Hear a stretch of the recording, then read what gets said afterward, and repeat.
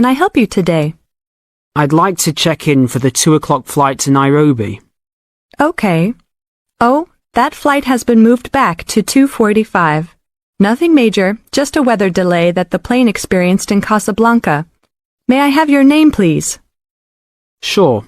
It's Jim Harkness. Is that Harkness with 2 S's? Yep. And that's Jim with 1 M. Got it. Oh, I see you're connecting from Beijing. You sure are getting around. Yeah. I'm the director of the Worldwide Fund for Nature in Beijing. I'm going to Nairobi for a conference on conservation planning. Fascinating. Will you have any luggage to check in? Yes, 1 bag, 1 carry-on, and 1 laptop. Fine. Put the bag on the scale, please. We are going to fill out customs forms before departure. Can I ask about the contents of your check-in bag? Sure. It's clothing, personal effects, some gifts, and a few books. Thanks. What seating would you prefer, aisle or window? I'd like a window seat, 3 rows back from those large TV screens if possible. Let me see here. We have 1 4 rows back, is that okay? Yeah, I just hate being right in front of those screens. Then I have to watch every dumb movie that comes on. Now look at questions 8 to 10.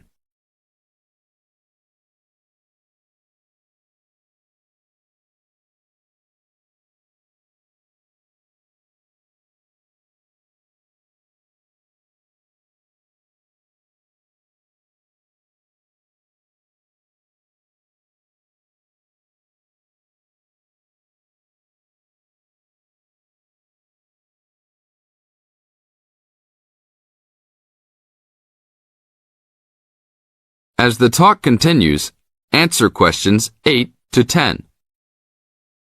I understand. Is that your carry-on? Yes, I bought it in India last year. It sure is a nice bag. Unfortunately, I think it's too big for the overhead storage compartment. Maximum dimensions for carry-on baggage is 16 inches wide by 10 inches high by 21 inches long.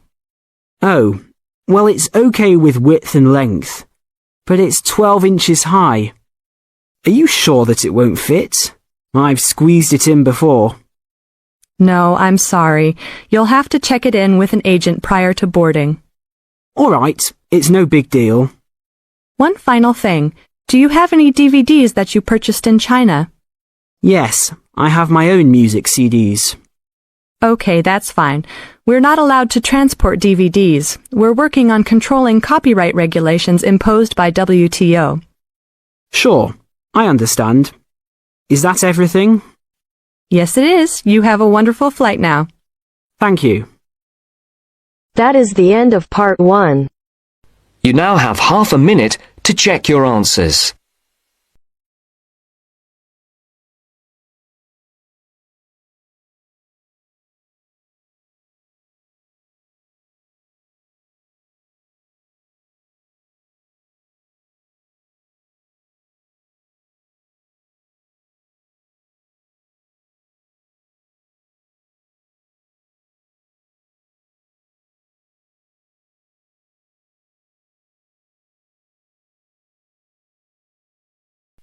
Now turns to part 2.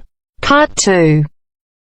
You will hear part of a tutorial between 2 students and their tutor. First, you have some time to look at questions 11 to 15.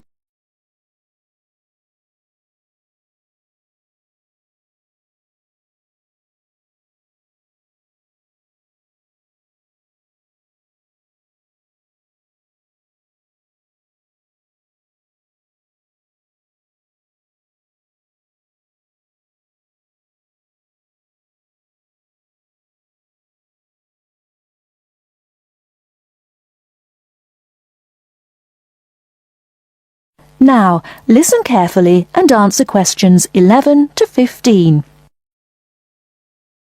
Dr. Barrett?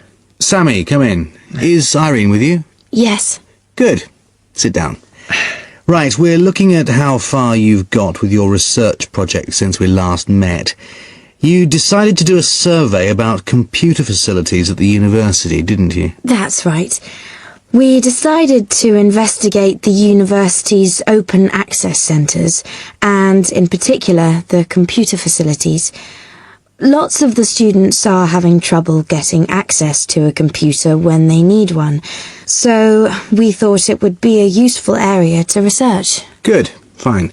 It's not a topic anyone has looked at before, as far as I know, so it's a good choice. So what background reading did you do? Well, we looked in the catalogues in the library, but we couldn't find much that was useful. It's such a specialised subject, hardly anything seems to have been published about it. And as well as that, the technology is all changing so quickly. But the Open Access Centre has an online questionnaire on computer use that it asks all the students to do at the end of their first year, and the supervisor gave us access to that data, so we used it as a starting point for our research. It wasn't exactly what we needed, but it gave us an idea of what we wanted to find out in our survey. Then we designed our own questionnaire. And how did you use it? We approached students individually and went through our questionnaire with them on a one-to-one basis. So you actually asked them the questions? That's right. We made notes of the answers as we went along, and actually we found we got a bit of extra information that way as well, about the underlying attitudes of the people we were interviewing, by observing the body language and things like that. How big was your sample? Well, altogether we interviewed a random sample of 65 students, 55% male and 45% female. And what about the locations and times of the survey? We went to the 5 open access computer centres at the university, and we got about equal amounts of data at each one. It took us 3 weeks. We did it during the week, in the day and in the evenings. Not the weekends? No. So presumably your respondents were mostly full-time students? Yes. Oh, you mean we should have collected some data at the weekends from the part-time students? We didn't think of that. OK, it's just an example of how difficult it is to get a truly random sample. So, how far have you got with the analysis of results? Well, everyone agreed there was a problem, but we're more interested in what they think should be done about it. The most popular suggestion was for some sort of booking system. About 77% of the students thought that would be best, but there were other suggestions. For example, about 65% of people thought it would help if the opening hours were longer, like 24 hours a day. Before you hear the rest of the talk, you have some time to look at questions 16 to 20.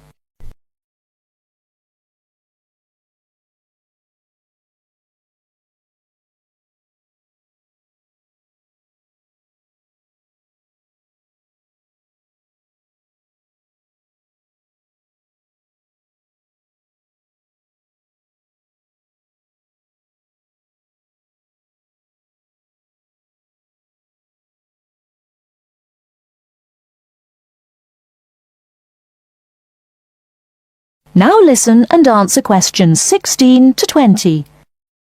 So, what other suggestions did people come up with? Well, actually, the main reason why people can't get to a computer is because so many students are using them for personal emails or just surfing the web. So one solution would be to have some computer rooms for recreational use and some for people to do serious work in. The trouble is, quite often people do their work, then they want to check their emails, and it would be a nuisance if you had to get up and go to another room and log on again just for that. Another problem is that during the day, tutors book whole blocks of computers for complete sessions, so several people said there should be restrictions on block bookings. But the trouble is, the classes need the computers. There's nothing else they can use. Some people said the whole problem would be solved if the university would just buy more computers, but other people said it might make things better for a bit, but it wouldn't really solve the problem permanently. You can't just solve the problem by throwing money at it. And with the suggestion that the computer room should stay open round the clock, some people did point out that there'd have to be someone around all the time to make sure the equipment didn't get stolen, especially at night. So a booking system seems to be the best suggestion. Yes. Apparently some universities have a sort of queuing system. It means the staff at the open access centres have to organise it, but people say it works quite well.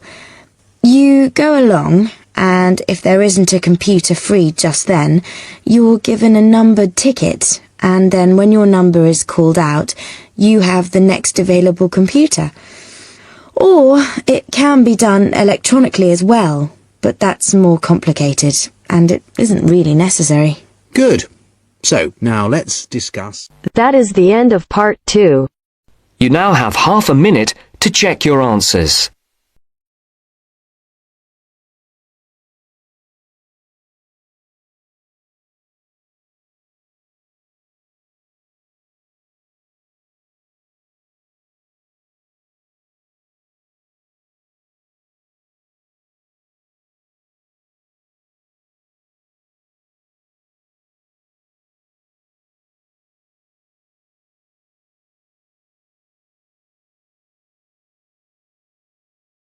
Now turns to part 3. Part 3. You will hear a discussion between a professor and university students about online learning. First, you have some time to look at questions 21 to 27.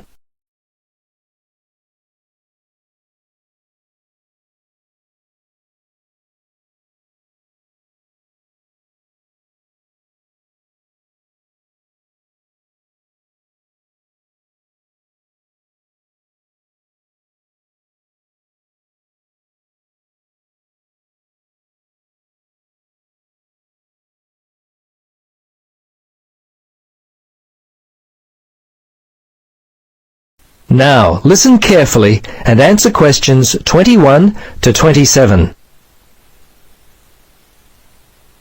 Good afternoon, everybody. As part of our education studies, we're going to continue our look at online learning and examine what it takes to be successful in this area. Perhaps I should start by asking you to answer the question. Yes, Edward? Well, I guess one of the most important things for successful study would be discipline. I mean, you don't have to physically be in a class, so you'd have to really make sure you did your coursework. Yes, this is correct. In fact, my first point relates directly to this. Make sure you regularly plan enough study and assignment time. I separate the two because although they relate, they're not exactly the same. With study time, you're focusing on general information as you plan for tests, but with assignments, you might be focusing on presenting more specific information. What else? Yes, Sylvia. Well, it seems to me that before you even start studying, you should make a well-informed and carefully planned decision about which university you're going to study at. Yes, I was going to say that too. It's important to work out where you're going to study first. And another thing you should consider is your career objective. Your course of study should relate to your job. Absolutely correct. Once you've worked out where you want to study, another thing to consider is your attitude towards study. You should build a positive attitude, take responsibility for your learning. Unlike regular classroom learning, no one will be there to stand over you and make sure that you do the work. As with regular learning, it's also important that you work hard in your own time to build your written and spoken language proficiency, as well as your ability to improve your analytical and logical reasoning. You should develop research skills which allow you to make the best use of your time. If you see something that might be helpful for an assignment, make a note of it. What about note-taking skills? Would an online learner need well-developed skills in this area? Good point, Pam. Lectures conducted online or via telephone will certainly require you to have good note-taking skills. Sometimes a copy of the lecture notes are available, but certainly you need to be able to take notes and write essays. They relate to your assignments. Another point often not considered is physical health. We all understand that physical health relates to mental health. Take care of your body by doing exercise and eating well, and you'll do better in your studies. My last point is simply to enjoy the experience. Learning should be fun. If you've put in the time to decide upon the best course for you, then enjoy yourself. Those who enjoy their course of study are those who will typically do well. So students should choose their course well. Before you listen to the rest of the discussion, you have some time to look at questions 28 to 30.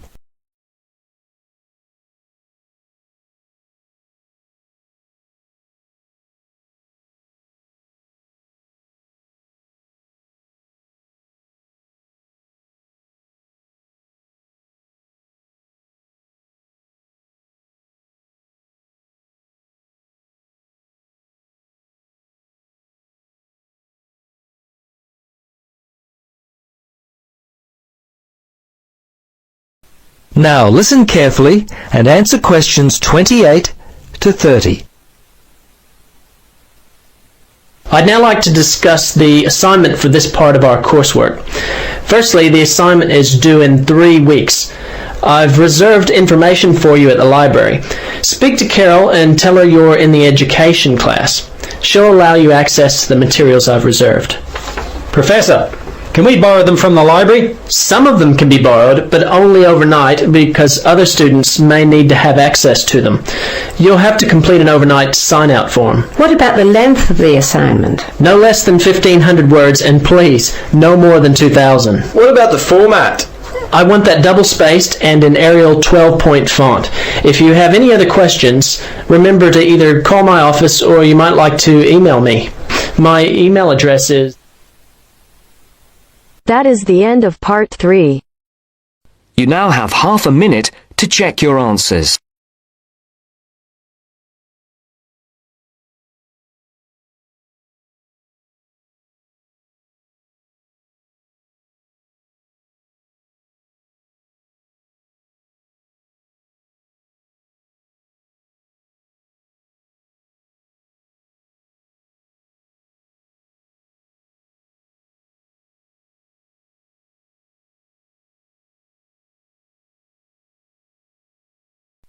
Now turns to part 4. Part 4. You will hear a talk on seasonal affective disorder. First, you have some time to look at questions 31 to 40.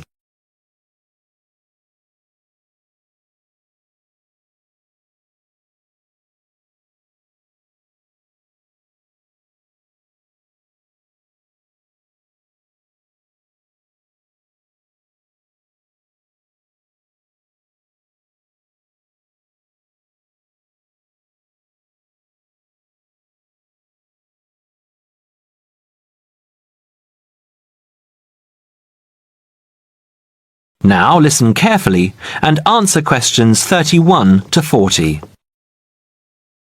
In the past few years, a new condition has been identified and given a name, SAD, short for Seasonal Affective Disorder. This is now recognized as a distinct kind of clinical depression, where people become depressed at the onset of winter, accompanied by a craving for sweet things, causing weight gain. Each spring and summer would then bring on almost maniacal highs and feelings of boundless energy and happiness. Experiments to combat this depression showed that increased exposure to bright light in humans could suppress their production of a darkness-related hormone called melatonin. The light needed to induce this change was about 2,000 lux, or about 4 times brighter than ordinary household lighting. It was then calculated that if bright light could suppress melatonin secretion, then it might have other effects on the brain, including the reversal of symptoms of depression. While melatonin's precise role in SAD has not been pinned down, the theory led to effective treatment. Not surprisingly, SAD affects more people where winter nights are longer and days shorter. In the UK, an estimated 500,000 adults develop a full-blown SAD in winter, and twice this number suffer the milder condition called subsyndromal SAD. About 80% of sufferers improve when given light therapy, and improvement usually comes within 2 to 4 days. Scientists are still unsure why winter depression happens, but more than a decade of research has turned up some surprising findings. Nearly 80% of SAD victims are women. Researchers are uncertain why this is so. SAD can affect people at any age, but typically it begins around the age of 20 and becomes less common between 40 and 50. SAD is comparatively rare in children and adolescents, but so far researchers have been unable to come up with a logical reason for this. As many as half of SAD sufferers have at least one family member with depressive illness, suggesting that the depression has a genetic component. Some patients experience shifts in their body clocks when they're depressed in winter. They are morning people at one time of the year and become evening people at another. What is the underlying difference between SAD sufferers and others? A clue can be found in carbohydrate craving, a common symptom. People often become obsessed with chocolate, for example. Carbohydrates alter brain chemistry by increasing the level of a soothing chemical called serotonin, a neurotransmitter that carries signals between brain cells. SAD sufferers crave carbohydrates because they may need serotonin to lift their mood. This craving can be intense, in fact, an addiction. It may be that the serotonin system of the brain has problems regulating itself during the winter. Some SAD sufferers respond well to the drug Prozac, thought to influence the brain's serotonin-using system. Other brain chemicals and hormones probably play a role in winter depression. Another neurotransmitter, dopamine, for example, may be inadequate in certain cases. Researchers hope to uncover clues to SAD's secret by probing similarities between SAD and hibernation. Though no valid link between the two has been established, some SAD patients say they feel like hibernating animals. SAD sufferers tend to put on fat in autumn and early winter, roughly the time when such hibernators as bears and squirrels do. That is the end of part 4. You now have half a minute to check your answers.